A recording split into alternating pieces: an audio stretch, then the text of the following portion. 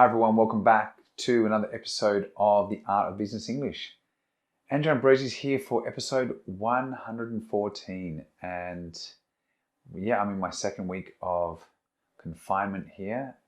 As you are probably well aware, we are in the grips of the coronavirus. It is nearly April, end of March 2020, and yes, things aren't looking too good for Spain at the moment. We have the very sad prize of having overtaken China in the number of deaths or people who have contracted coronavirus. I don't know, but the situation's not looking very good here. However, I'm doing well. Family's doing well. Very tired, looking a little bit ragged. I probably should have got a haircut before we were confined. So if you are watching this on YouTube, then you may notice that over the next couple of weeks, my hair does get quite long. But anyway, let's get back to what we're talking about today. I'm going off on a tangent there. Basically, what I'm going to be doing in episode 114 is to show you how to manage remote teams. Now, I've got a bit of experience at this because I have been working with teams in India for about the past 2 or 3 years, and I've been working with teams in the Philippines as well. I have a lot of guys that do freelancer work for me, helping me put together my videos and helping me with things like, you know, a bit of virtual assistant work or, you know, a bit of social media work. So things like that. I mean, just some pretty simple stuff, but I've had to manage teams and I've had to create videos to explain things and train people, and constantly, you know, talking to people over Skype or messaging people. So I've got a lot of experience in managing remote teams, and particularly people who don't really speak English as a first language. So this skill set has really helped me a lot now that I have to manage my teams here locally. I've got about 6 or 7 teachers on staff, and I'm obviously managing them remotely now because we're all confined to our houses and we can't actually meet up. So all of our meetings are taking place online, and all of the classes we're running are taking place online. So what I'm going to do in episode 114 today is show you guys how you can manage your remote teams. So let's kick things off with my first tip, and that is, you know, remote working considerations. There are a couple of things we need to think about and put into perspective. Firstly, you know, there's the tech side of things, and then there's the human side of things. And, you know, it may seem simple, the tech side of things, until you mix the tech side of things with people. That's not always good. So you really need to make the right decisions when you're choosing your tech, and you really need to think about the fact that people are not very technical. So when I say people are not very technical, I mean some people are going to do things like really straightforward, simply, and other people are going to just have problems that you, who is someone who may be quite technical, who's a leader, who's chosen the software, who's chosen what to implement, for you, it's quite clear. You know, you follow this step. I made this video. Follow these steps, and bim bam. But no, that's not the reality. There are so many factors that you're going to mix together that it's going to be quite challenging in the beginning. In the beginning, once people understand or come to grips with, or come to terms with the technology, or what the system that you've chosen to use, then it's going to become easier. But in the beginning, you know, you've got. I mean, if you're running an organization and you can guarantee that the equipment is standardized, or, you know, people have all got, you know, fairly new or decent like equipment, then that's fine. But in my case, for example, I'm dealing with a lot of people, like a lot of students who are just like using what they've got. So some people are using like an iPad, others are using an Android tablet, people are using their phones, people are using a MacBook, other people are using Windows. They're using laptops, they're using desktops, they're using headsets. I mean, there are like a million combinations. So understanding how all of this is going to go together can be quite confusing. So trying to keep it contained is a challenge. So you really need to factor in this mixture of tech and people. So you're going to have some support people in place. You're going to have to think about the resources that you're going to have to support people if you're going to start moving people on to working remotely. If you have people who are going to be working from the office and then only just a couple of days working from home, this is going to be much easier because then they can touch base or call your IT department. But if you are in a situation like we are, where like suddenly everyone in the whole world or everyone in the whole of Spain has moved from being in an office or at a school or whatever to completely online at home, it's required a massive effort on our part just to manage those support calls. A bit of a one-man show, I must admit. So you need to have that in mind. So there's the tech side and then there's the people side. So that's my first thing. Think about the considerations. You need to think about how you're going to mix all this together. You need to predict all of the problems that people are going to have, and then you're going to have a strategy about how you're going to deal with them or offer support. Now, my next tip, and this is a big one, and it's going to have an effect on most of the other tips in this episode. If you're a leader or you're managing people, it's practically impossible to micromanage. If you're a control freak and you like to put people in boxes and micromanage them, then 100% working online or as a remote working leader, you're going to fail or you're going to struggle a lot. Okay, your behavior is going to cause people to get stressed, or your behavior is going to cause people to be unproductive. So micromanaging people when they're working online or you're working remotely is a no-no. You need to be an effective leader. You need to be an effective manager, and you're going to have to trust your people and make sure that they know what they're doing. And then you need to put your faith in that they know what they're doing, and then let them go and do it. Okay, you can't micromanage people because you're not there with them. You can't hold their hands. You can't be on top of them the whole time because they're in one place and you're in another. So if you're a micromanager, if you're a control freak, then you need to really have a think about that and probably change your management style. So micromanaging is a big no-no in my opinion. But then just on balance, you can't go the other way. You can't just forget about people and then not check in and see what's going on with them. So you need to find a balance, okay? All right, my next tip, which is also an important one, you need to enable teams with powerful tools. And that comes back to choosing the right software or programs to use to allow them to work effectively. So, you're going to have to be, it's really, one of the big challenges is knowing or controlling or having some control over the internet, which is a really limiting factor because you don't really know what type of connection each employee or the people you're going to be connecting with have. Now, if they have fiber optic, that's fine, but if some people are working in a village that's far from the main city, maybe they don't have good internet services, those types of things are going to have a negative impact on your ability to run video conference calls and things like that. These types of technologies are quite resource or bandwidth hungry, so you need to really have that in mind. But remember, you don't really need to have video conference calls. You can have some people who have got enough bandwidth to have a video up, and others can just be there as a name on a black screen as a name, and you just hear their voice. That's fine. It's like they're there, but they're not there with an image, and that really doesn't matter.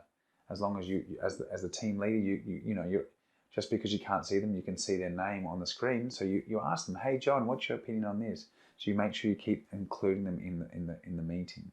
So powerful tools. You need to have good video conferencing software. So I'm using Zoom. I found it to be fantastic. It's great for what I'm using it for.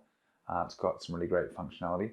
But you've got 3CX. I also have 3CX, but in my opinion, Zoom has been a better platform. To me, it seems more stable and less resource hungry. You've got GoToMeeting, you've got Microsoft Teams, you've got Google Hangouts, Skype for something basic. unless you're using Skype for Business, which I think has got more functionality. There's so many. You've got, you need some good project management software or things that you can help, have things centralized.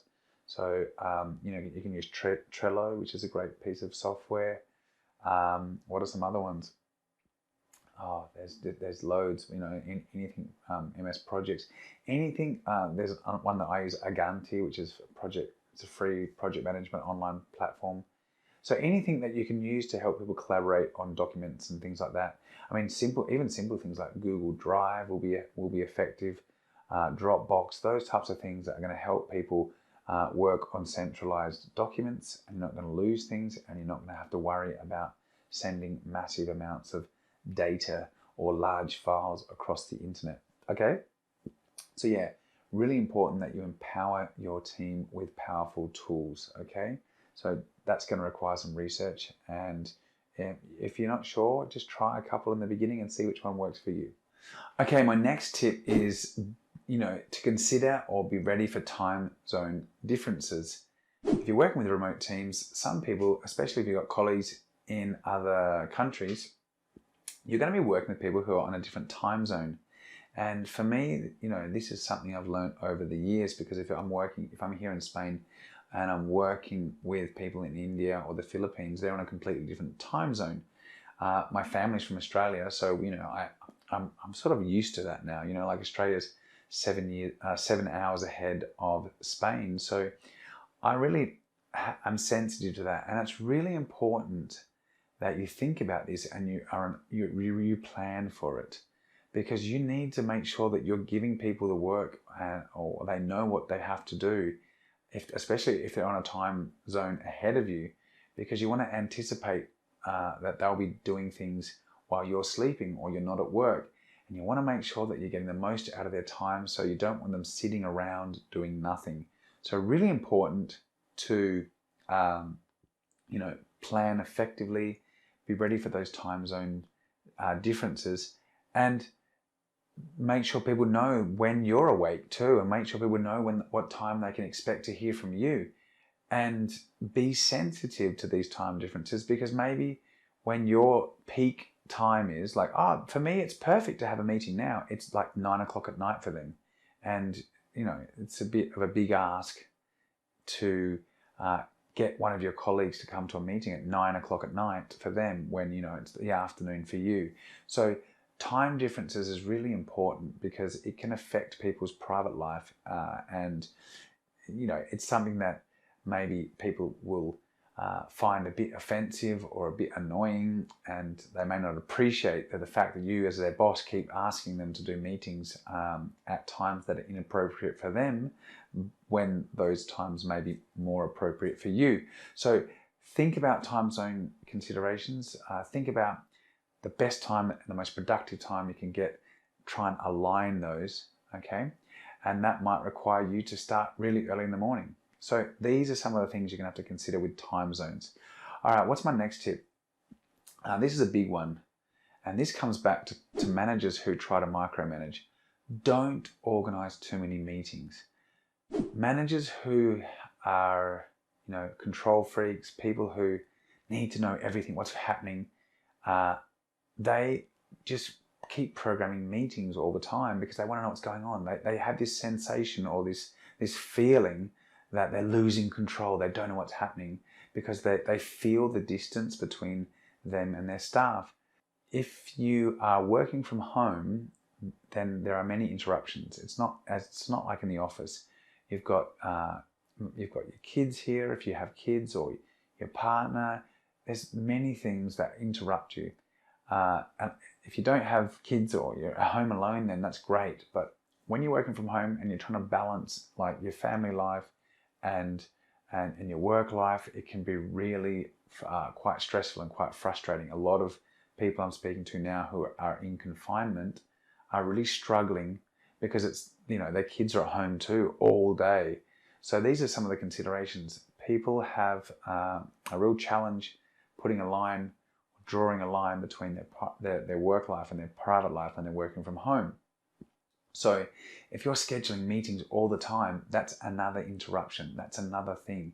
And if your staff have got you as a boss, but there's another team leader or another department meeting, like all of these people who are, scheduling unnecessary meetings are going to create more unproductive time, more stress, and that's going to really create problems for people.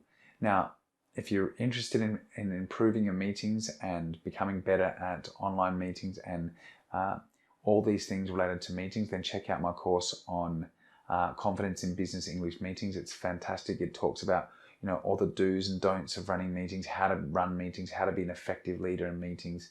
It's a fantastic course and very relevant to a lot of these things that I'm talking about here. Now, let me look at my next tip.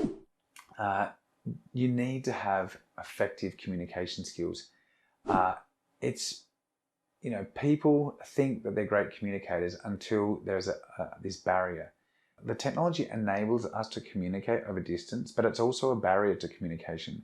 It's not as easy to communicate with people over video conference calls as it is when you've got someone right in front of you. You can't just pop in and check up. Oh, well, sorry, I didn't understand that. So, it's not as easy. So you're going to have some real challenges. You need to become an effective communicator. And many people have no idea about what being an effective communicator is. They think they're doing okay, but people don't understand them. They get frustrated. They think, why don't people understand me? You need to use really effective communication skills. You need to set really clear expectations of people. You need to minimize the number of things that you're giving people and keep them very focused and clear. You need to use really powerful linguistic skills for checking and clarifying. 9 times out of 10, if you say to someone, so is everyone clear with that? People in the meeting will say, yeah, but they're not. So you need to use techniques. You need to start, becoming much more sensitive and using techniques such as, okay, John, could you just tell me what I said to you? Or could you just tell me what you understood? Little things like that will make people, will force people to paraphrase or summarize what they think they understood. And then you can clarify those things before you let people leave the meeting or go off and do their tasks. So it's really important if you want to be have productive organizations. It's really important that you are an effective communicator and know how to make sure people have understood your instructions well. Okay, so keep them simple, no fancy language, keeping your messaging very clear, keeping your goals or outcomes for a meeting to like 2 or 3. I spoke about that in last week's episode, and I do go on the course Confidence in Business Meetings. I do go into that in a lot of detail, so check that out as well. Another thing that's very important is you need to set progress update expectations. Now, if you're a manager, what I've noticed now, especially with this confinement and the coronavirus, is I hate my phone. I hate notifications, but I'm always checking my phone. I'm always looking for emails because I'm worried about what's happening. I'm worried about if people need my help. I'm worried if my staff have, questions or considerations, etc., etc. So the best way to be more productive and manage your teams is to set very clear expectations about when you expect them to update you on things. If they're just continually sending emails and you're getting little small updates during the day, that's going to really break your ability to work, to create a nice workflow. So especially, and as well, if you're working with people who are overseas on different time zones, you really need to make it very clear when you expect them to update you on the project or whatever they're working on, and when they should expect to hear from you. Okay, it's not just one way, it's both ways. That way people know at what time of the day they're expected to do things, and they're not just sending constant updates and questions and reminders all day long. Okay, essentially we would just have, our email would be checked twice a day, once in the morning and once at night, because constant interruptions just breaks your workflow, and you're always looking at your phone. You're always in a state of nervousness and you're expecting things. If you manage your teams well and you set these expectations, then it's going to be much easier. People are going to not bother you, you're not going to bother them, and you're going to get the updates at the expected time. Unless, of course, it's something really, really urgent. But again, you need to have an urgent filter, because many people think everything is urgent when in fact it's not. All right, what's another one? This one is a great one. I should thank my wife for it, because she uses this a lot. Now, the tools we use, as I mentioned before, like Zoom and things like that, but I forgot to mention WhatsApp. I mean, WhatsApp is a really powerful tool. However, it's also a social tool, so you can mix, you're mixing work with your private life.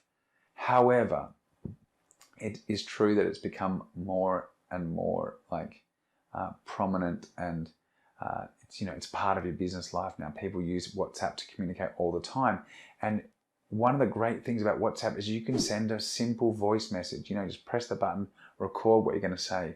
This can save a lot of time. And sometimes it's much easier and much clearer just to tell someone in a 30-second or 1-minute voice message what they need to do or what needs to happen, as opposed to you typing them out an email, blah, blah, blah, and then sending that email. Even worse, some people these little conversations where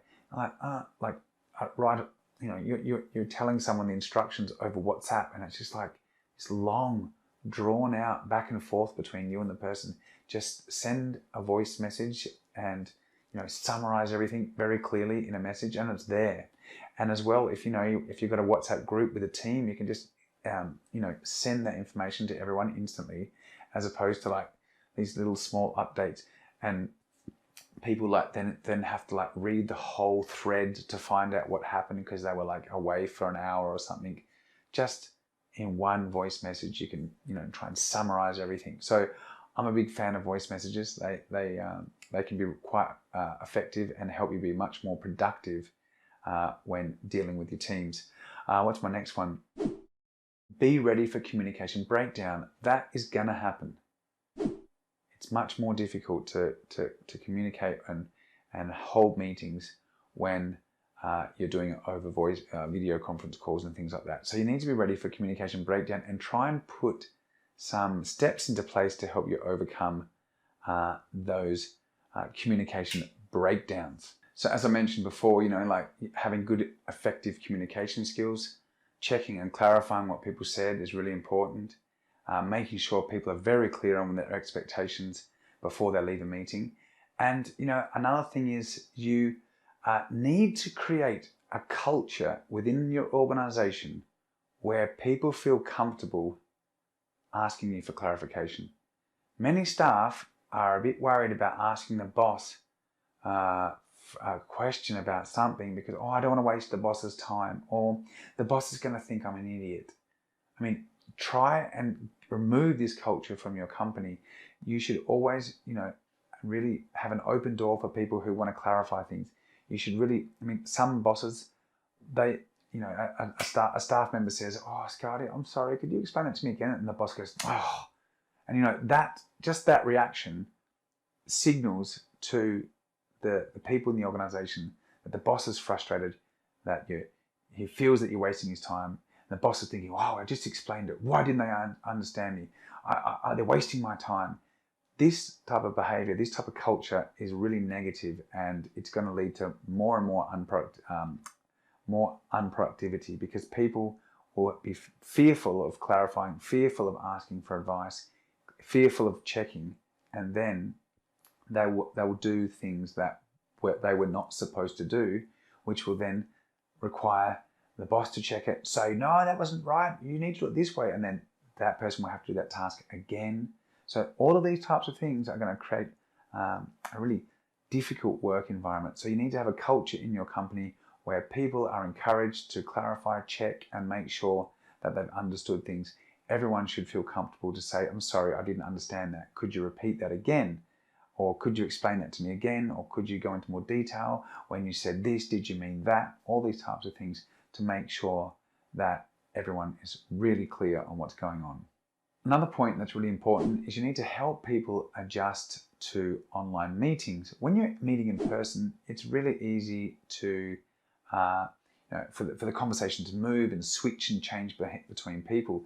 But the technology doesn't allow that. People are all trying to talk at the same time online, and it just collapses the call. I mean, it's very difficult for the technology to allow all voices to be heard at the same time. Normally, the way it's designed is that one person speaks and then they stop, and then the next person speaks. And you need to be a strong leader, a strong manager of meetings, a strong chairperson. And you need to be able to say, okay, 1 second, John, could you just let Mary finish that, and then we'll come over to you.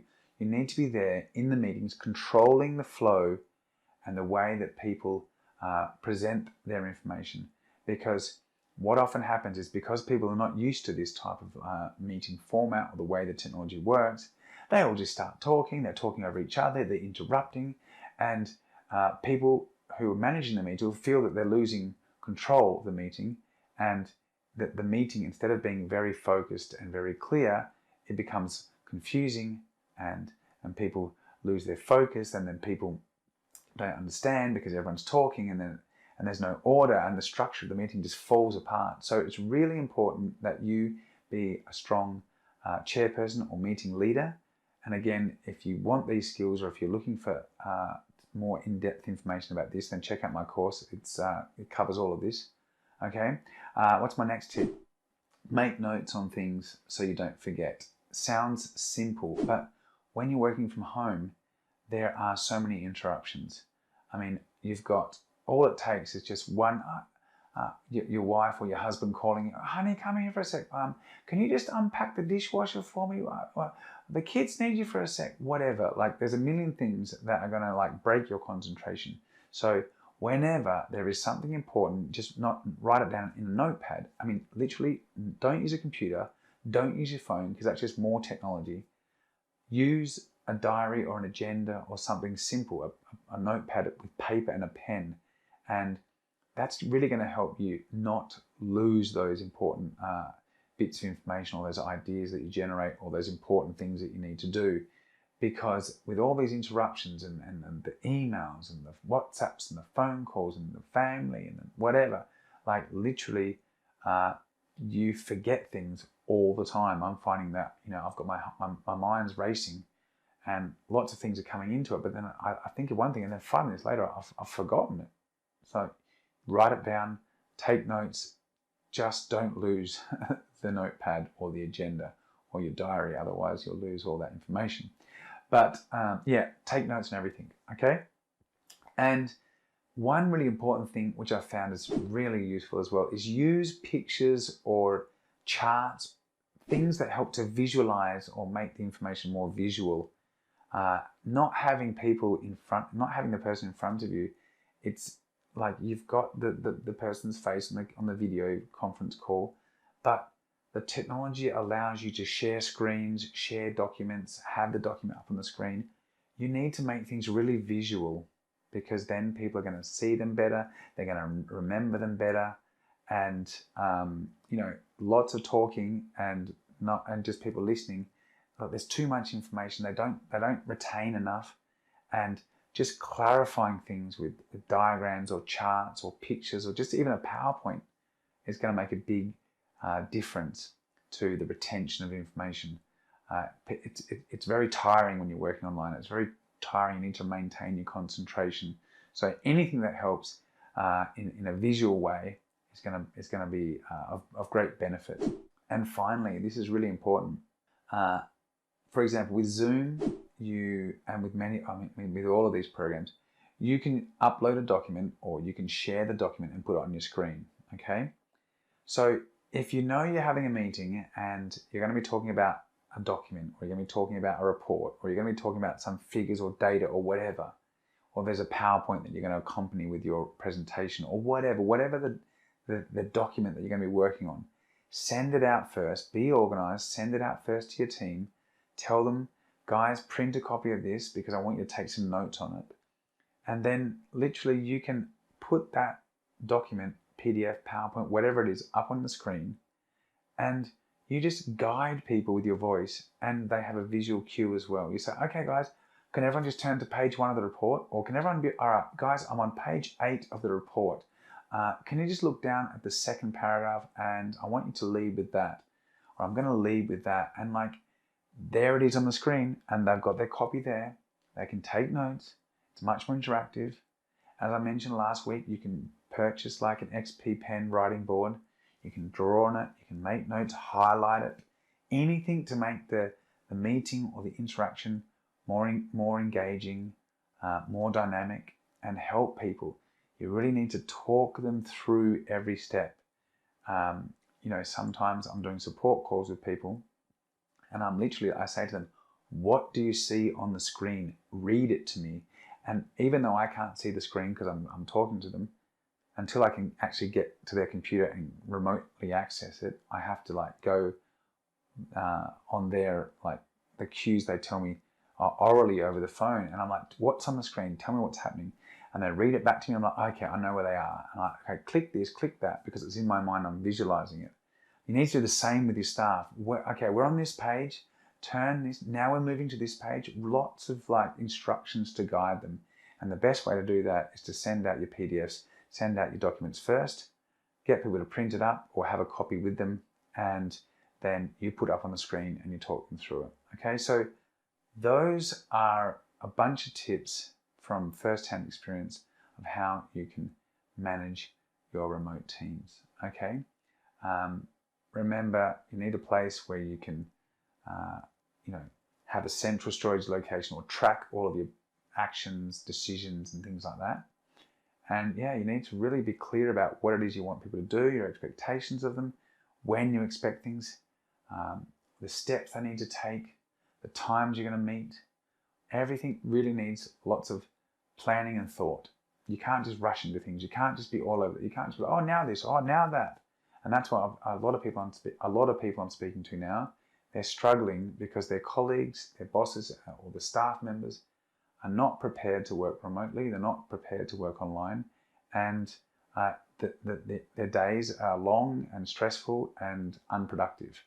So I'm sure if you follow some of these tips, you will run better meetings, you'll run better online interactions, and you'll manage your teams much more effectively. And of course, head over to the Art of Business English website. The site's been completely refurbished, and I've got my Corona Crisis prices 50% off sale going now. And check out the meetings course, the Confidence in Business Meetings online course. It is amazing. It covers everything you need to effectively run meetings and participate in meetings, and I'm sure you'll get a lot of value out of it. So guys, that's it for me. I am super tired, and I'm going to go and take a break now, but love to hear from you guys, love to hear your comments, love to get your feedback, and yeah, I'll see you all next week on the Art of Business English. So stay tuned, and yeah, stay safe and stay at home. Bye for now.